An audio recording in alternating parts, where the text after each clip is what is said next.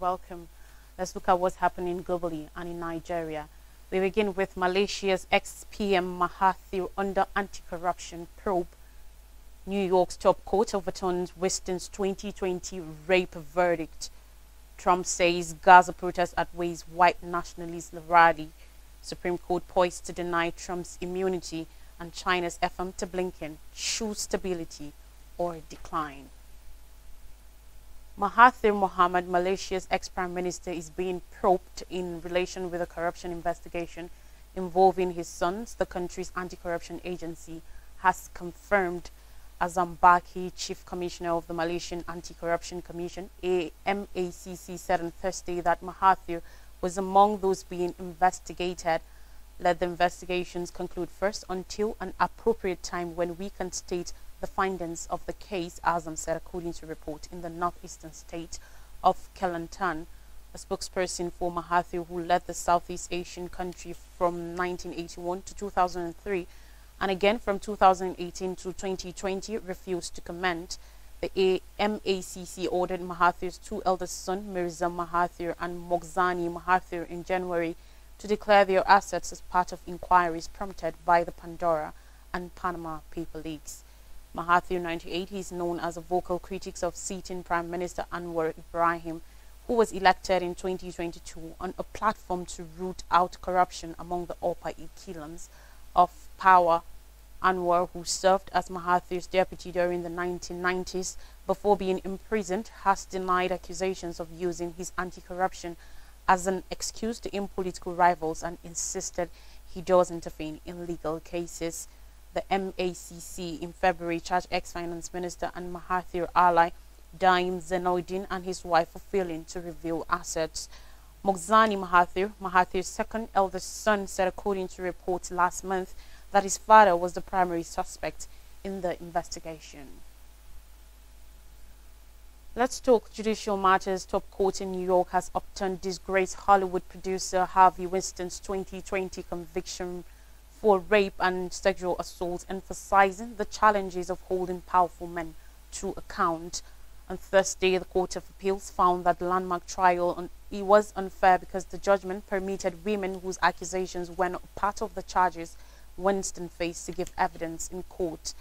Judge Jenny Rivera called for a fresh trial following the 4-3 decision.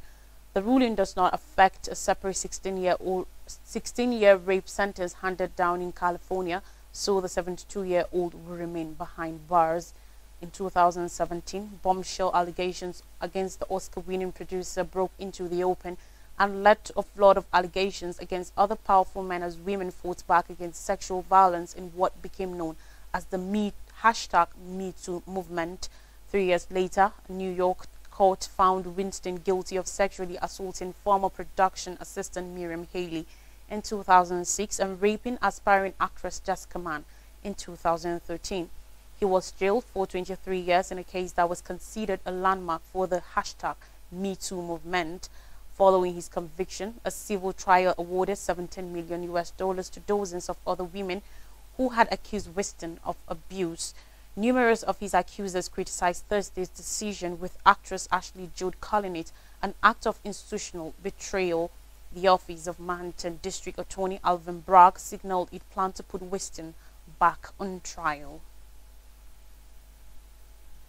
Now, Donald Trump, ex-United States President, has claimed that pro-Palestinian protests on university campuses are more hateful than the disreputable 2017 white nationalist rally in Charlottesville, Virginia. On Thursday, while speaking outside his hush mini trial in New York, Trump said the Unite the rally was nothing compared with the hate being expressed at student demonstrations against the war in Gaza. Trump's comments follow a Truth Social post on Wednesday in which the Republican presidential contender described the Charlottesville rally as a peanut compared to the riots and anti-Israel protests that are happening all over our country. The White House rebuked Trump over his comment. Deputy Press Secretary Andrew Bates said in a statement, minimizing the anti-Semitic and white supremacist poison displayed in Charlottesville is repugnant and divisive. U.S. President Joe Biden, who is anticipated to face off against Trump in November's presidential poll has continually invoked the Charlottesville rally as a decisive movement in his decision to run against Trump in 2020. During the event on August 11, 2017, white supremacists gathered against the removal of the statue of Confederate General Robert E. Lee, chanting slogans including "You will not replace us" and "Jews will not replace us." James Alex Field Jr., a self-identified white supremacist, a day later intentionally drove his car into a crowd of counter-protesters close to the rally site, killing Heather Heyer. Trump's reaction to the rally, including saying that both sides were to blame, marked one of the most controversial moments of his presidency. There have been no comparable incidents of violence at the pro-Palestinian protests roiling several U.S. universities, including George Washington Universities, Yale, New York Universities, NYU, Columbia University, and the University of Texas. But reports of harassment and threats against Jewish students have triggered condemnation from officials including Biden, House Speaker Mike Johnson, New York City Mayor Eric Adams, and Israeli Prime Minister Benjamin Netanyahu. Chabad at Columbia University, a chapter of an international Orthodox Jewish movement, also reported that protesters had told Jewish students, "You have no culture, all you do is colonize and go back to Europe."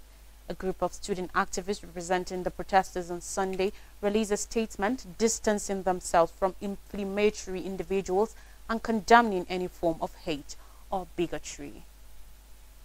Again, on judicial matters, the Supreme Court seemed prepared to reject ex-President Donald Trump's claims of sweeping immunity and the extensive protections he has sought to shut down his federal election subversion case, but also unwilling to give special counsel Jack Smith carte blanche to pursue those charges. After closely 3 hours of oral arguments, numerous of the justices seemed willing to embrace a result that could jeopardize the ability to hold a trial before the November election. The court's conservatives violently cautioned the lawyer representing the special counsel, seemingly embracing a central theme that had been raised by Trump, that without at least some form of immunity, future presidents would over time be endangered to politically motivated prosecutions. Much of the hearing focused on whether there should be a distinction between official acts by Trump pursuant to his presidential duties and his private conduct. How the court decides the dispute could determine Trump's legal fate and will likely set the rules of criminal exposure for future presidents. As the justices struggle with the shades of the case and a series of complicated hypotheticals, it seemed progressively doubtful the court will offer a clear answer on whether Trump may be prosecuted for his efforts to overturn the 2020 election. The upshot is that the Supreme Court appeared likely to leave much of that work to lower courts, proceedings that could take months and further delay a trial that had originally been set for March 4th. That outcome will play into Trump's strategy of delay and jeopardize a trial before the election. Chief Justice John Roberts at one point criticized the unanimous and scathing ruling against Trump from the U.S. Court of Appeals for the D.C. Circuit that would have allowed his case to quickly move to a trial. Roberts suggested the appeals court didn't lay out an adequate reason for why virtually all of Trump's actions were subjected to prosecution. Away from judicial matters now, on Friday, China and the U.S. faced a choice between stability and a downward spiral. Chinese Foreign Minister Wang Yi told counterpart Antony Blinken in Beijing as the American diplomat kicked off a day of meetings with top Chinese officials. Blinken's trip to China, his second in the space of a year, comes as the two world powers seek to expand communication and stabilize rocky relations while also navigating a host of thorny issues, from China's support for Russia to its aggression in the South China Sea and toward Taiwan. Wang's comments come as Chinese officials stiffen at actions Washington has taken in the name of national security, which Beijing sees as meant to subdue its development. Those have included U.S. controls on the export to China of high-tech goods that could have military uses, as well as curbs on U.S. investment in certain high-tech sectors in China. U.S. President Joe Biden on Wednesday signed a bill that could lead to a nationwide ban on the social media platform TikTok if the company's Chinese parent ByteDance doesn't sell it, legislation Beijing has earlier decried. In his comments to Wang, Blinken pointed to a shared responsibility between the two countries to make sure that we are as clear as possible about the areas where we have differences, at the very least to avoid misunderstandings, to avoid miscalculations. The trip is the newest in a string of high-level engagements that included a summit between President Joe Biden and Chinese leader Xi Jinping in California in November, following a period of enormous tension. Officials from both nations suggested ahead of the trip that the visit will be fixated on managing the ties and communicating fears. The two sides are also anticipated to discuss areas of contention. More stories now says nearly 400 bodies found in Gaza hospitals, mass graves. In Gaza, authorities have finished their search of mass graves at a hospital in the south of the Strip, and they said have discovered a total of 392 bodies, including some still wearing surgical gowns. An official from the Palestinian Civil Defense in Gaza, speaking at a Thursday news conference, said workers have identified 165 bodies at the Nasser Medical Complex in Khan Younis following the withdrawal of Israeli forces from the area earlier this month. They are still examining the remaining 227 bodies to determine their identities, Mohammed Aay Abula said at the news conference in Rafah. The Israel Defense Forces IDF said any suggestion that it had buried Palestinian bodies in mass graves was untrue, and that a grave at the Nasser complex was dug by Palestinians in Gaza some months ago. The Gaza Civil Defense acknowledged that about 100 bodies were buried in graves at the Nasser hospital before the IDF operation there. Al-Mahaiga said the civil defense witnessed the presence of children's bodies in the mass graves at the Nasser Medical Complex, which proves crimes of genocide. While the group says it is still examining the bodies, they suspect at least 20 civilians were buried alive in the complex, but it did not explain how it knows this or offer proof while it continues to investigate. Al-Mahaiga also asserted there had been cases of executions of patients who had been receiving treatment at the hospital. He said numerous bodies were found with gunshot wounds to their heads and wounds to their bodies. On weather and climate, Indian voters grapple scorching heat wave. Indian voters are fighting scorching conditions to take part in the world's biggest poll as an extreme heat wave hits parts of the country, and authorities forecast a hotter than normal summer for the South Asian nation. A heat wave will affect parts of South and East India until the end of the week, including 4 states that are voting on Friday, the India Meteorological Department IMD said. Parts of West Bengal, Bihar, Uttar Pradesh and Karnataka are among 13 states and union territories voting in the second phase of India's mammoth elections, with temperatures forecast to surpass 40 degrees Celsius, 104 degrees Fahrenheit in some areas. According to the IMD, Paribada in the eastern state of Odisha hit 43.6 degrees Celsius, and Telangana's Kamana in the south reached 43.4 degrees Celsius on Thursday, which cautioned last month that India will likely see sturdier and longer heat waves this year due to above normal temperatures. Severe temperatures have raised fears this election cycle as campaigns marked by outdoor political rallies draw thousands of people under the baking sun. The issue was underscored on Wednesday when one lawmaker collapsed from the heat while addressing supporters in western Maharashtra states. The Election Commission, National Disaster Management Authority and IMD formed a task force to reduce the effects of heat waves ahead of election days, and Prime Minister Narendra Modi chaired a meeting earlier this month to review the country's readiness for the hot season. The Election Commission has released guidelines for staying cool at polling stations, including drinking water and carrying an umbrella, and caution against leaving children or pets in packed parks. And in Bihar, election officials have extended voting hours at some polling stations in view of the prevailing heat wave. Despite the heat warnings, the Election Commission said there are no major fears for heat waves during Friday's polling, and weather forecasts showed normal conditions for the constituencies that are voting. In African shores, Egypt opposes relocating Palestinians to Sinai or elsewhere. Abdel Fattah el-Sisi, Egyptian president, said on Thursday his country continues to completely reject the displacement of Palestinians from the Gaza Strip into the Sinai Peninsula. Egypt is worried an Israeli ground assault on Rafah in southern Gaza will push hundreds of thousands of displaced Palestinians across the border into its territory. According to reports in February, 2 Egyptian officials and a Western diplomat cautioning that Egypt may halt the peace treaty if Israeli troops attack Rafah. Rafah is Hamas's last remaining stronghold after over 6 months of war, and that sending in group troops is important to defeat the group, Israeli Prime Minister Benjamin Netanyahu says. But Egypt opposes any step that could send desperate Palestinians fleeing across the border into its territory. Rafah also serves as the besieged territory's major entry point for humanitarian aid, and an Israeli attack could stifle the deliveries of key supplies. Rafah's population has decreased from 280,000 people to an approximated 1.4 million as Palestinians flee fighting elsewhere in Gaza. Hundreds of thousands of those evacuees are living in rambling tent camps. Israel has carried out near daily air attacks on Rafah, where over half of Gaza's population of 2.3 million has sought refuge. And despite calls for restraint, including from the United States, Israeli officials have promised to expand its ground offensive against the Hamas militant group to the city. Right now, let's take a quick break, and when we come back, I'll bring you more stories from Nigeria. Do stay with us.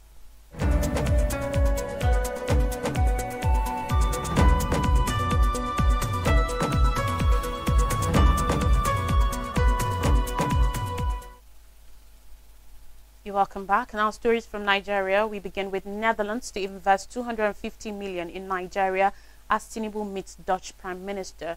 Mark Rutte, the Prime Minister of the Netherlands, has said that President Bola Tinubu's economic reforms have produced greater confidence in the Nigerian economy by international investors, and that Dutch investors have stimulated another set of $250 million worth of fresh investment over the next few months, including $100 million investment in a waste-to-wealth industrial facility in Nigeria's Lagos state. On Thursday, the Prime Minister revealed at his official residence known as the Castures in The Hague, Netherlands, when he received President Tinubu. "You are promoting democratic governance and the solutions it can bring in dealing with problems of development. I saw how you went through democratic channels to remove an incumbent president in 2015 in partnership with President Buhari, and how that has led to development in your country. I saw you take the courageous decision to deal with fuel subsidies and other reforms, and we are interested in what allowed you to take the decisions that many before you could not take, and you took those decisions early in your term. It shows rare determination, and your stand echoes all of this point to your commitment in leadership," the Dutch Prime Minister stated. Earlier, President Tinubu to PM Mark Rutte that Nigeria was well positioned to power the clean energy future of Europe and the world with its high-grade lithium deposits. Speaking during a meeting with the Prime Minister of the Netherlands, the President, in a statement by presidential spokesperson Ajuri Ngalale, said Nigeria offers huge opportunities across a pool of sectors, and that his administration is increasing reforms to enhance the investment climate. He said Nigeria seeks robust, balanced, and mutually beneficial partnerships that will bring about value addition in areas like solid minerals. And finally, on the news and politics, Aay Abula clinches Ondo PDP primary. Honorable Aay Abula, a former deputy governor in Ondo State, has won the ongoing People's Democratic Party governorship primary election in the state. He garnered 264 votes of the 621 votes cast during the contest. In the November 16 governorship poll in the state, Ajayi will fly the flag of the party. An ex-member of the House of Representatives, Honorable Kolade Akinjo, came second with 157 votes, while the former Secretary General of the Pan-Yoruba Socio-Political Group, Afenifere, Chief Shola Abisheni, came third in the contest with 99 votes. Other results indicated that Akinwumi Adiolu polled 64 votes, Chief Bamidele Akinboye 24 votes, former Information and Orientation Commissioner John Olamafo scored 9 votes, while a financial expert Boshun Areboa scored 2 votes. 621 delegates across the 18 council areas of the state elected Ajayi during the contest held at the International Cultural Event Center, the Dome, Akure.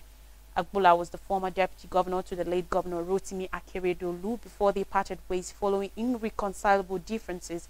Efforts to impeach Ajayi during his crisis between him and the late Akeredolu failed. It will be recalled rather that Ajayi joined the PDP after leaving the APC following a conflicting difference with the late governor Rotimi Akeredolu, who is the APC candidate. A recap of major stories says Malaysia's ex-Prime Minister Mahathir under anti-corruption probe. New York's top court overturns Weston's 2020 rape verdict. Trump says Gaza protest outweighs white nationalist rally. Supreme Court poised to deny Trump's immunity.